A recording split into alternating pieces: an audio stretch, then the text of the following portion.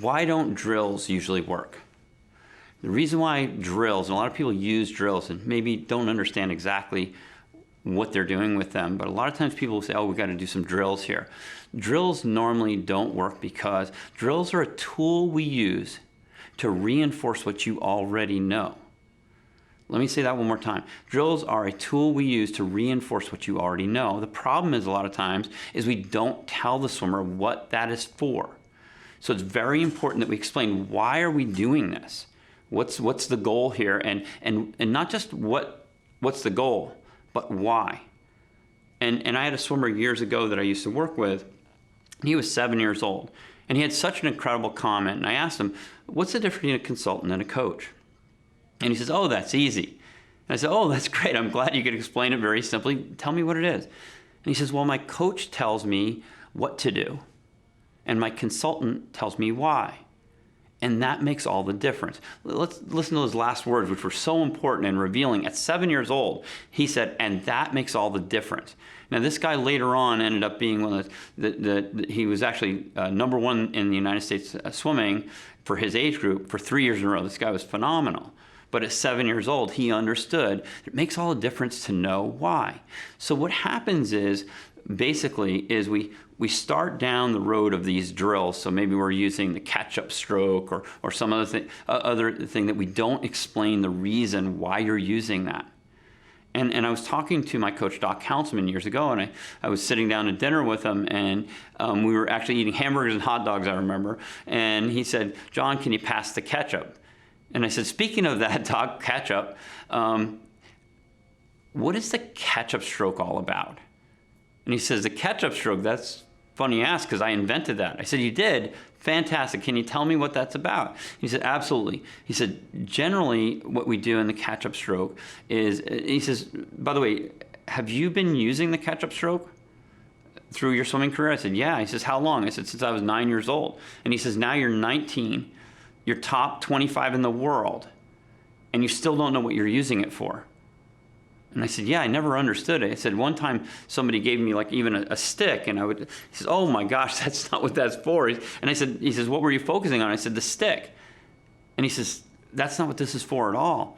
He said, why we use the catch-up stroke is generally, are you familiar with the concept of acceleration? And I said, yeah, you pull, and as you pull back, you increase and progressively increase force as you push back, and your speed and your force.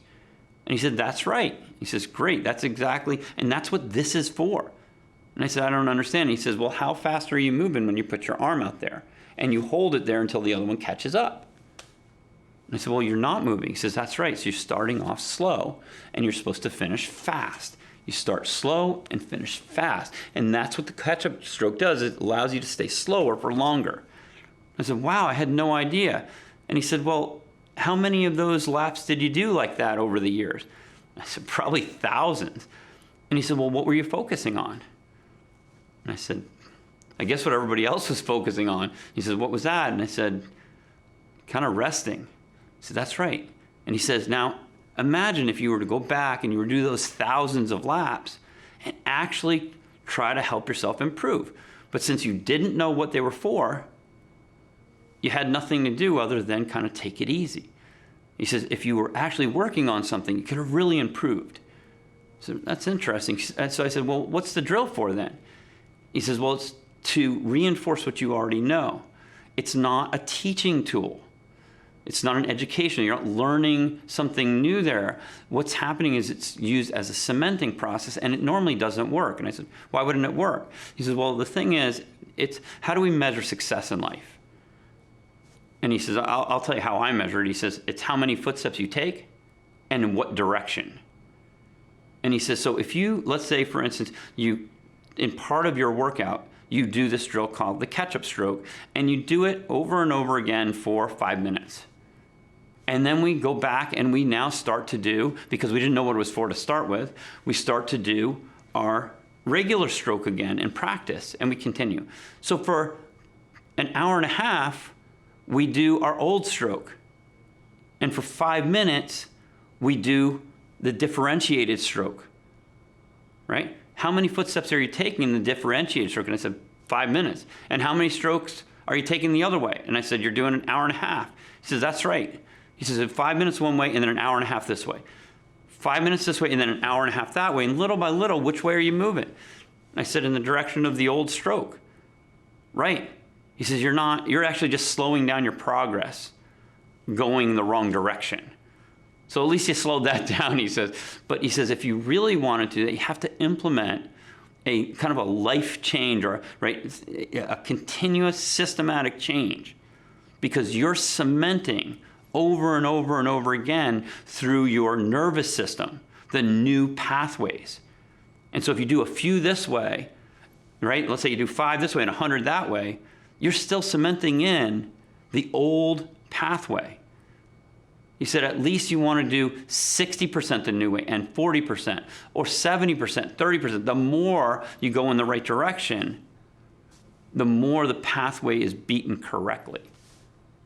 And that's why drills don't normally work. Even if the drills were supposed to target something, they don't consistently apply them. That's why we have to educate the swimmers so they understand what they need to do to improve, so they can apply it and why. Not just what, but why. Because the underlying factor connects and roots into their emotion, because they understand, oh, this is why you do it. Thank you.